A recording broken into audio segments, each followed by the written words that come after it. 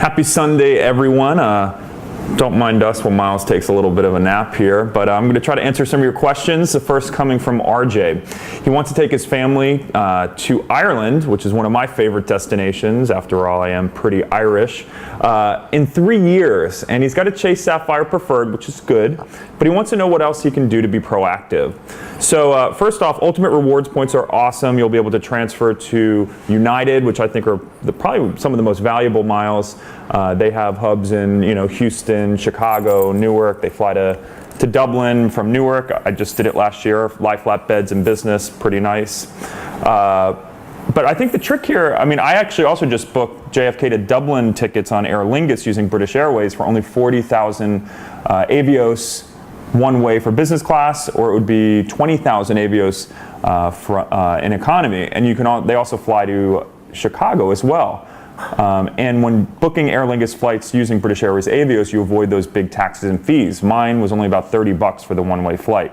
So being that he lives in St. Louis, I think you're pretty much covered on airfare, whether United or British Airways. Now, the thing about Ultimate Rewards is that Hyatt is their main hotel partner. Now, you can transfer to Marriott, Ritz-Carlton, Priority Club, but the value isn't really good there. So what I would focus on is building up your Ultimate Rewards to cover the flights. And then getting a Starwood Preferred Guest Amex to build up Amex or SPG points. The Westin Dublin's awesome. It's one of my favorite hotels. There's not a whole lot of chain hotels, so I would really recommend staying at the Westin in Dublin. There's also a Radisson Blu that I'm going to be checking out this summer when I'm there.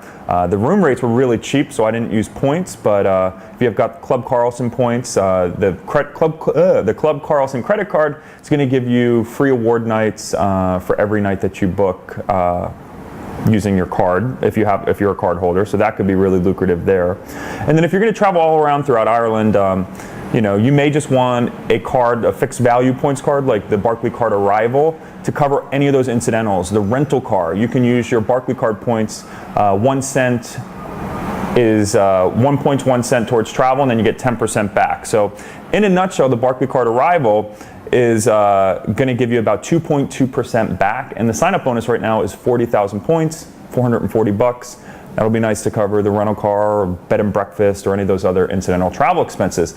The big thing is, in 3 years from now, this game could be completely different. I don't think miles and points are going to go away, but I wouldn't just completely bank on one strategy. So I think you're really smart to accrue points in programs that give you a lot of different options. So say Hyatt does have a huge devaluation one year, you at least have other options to transfer your points to Southwest, to maybe get you to Chicago, to take that flight to Dublin. So I think you're doing everything right. Hop on some pretty big credit card bonuses as they come up, and you'll be good to go. So best of luck. Hope this somewhat answered it, but if not, feel free to comment or tweet me at The Points Guy.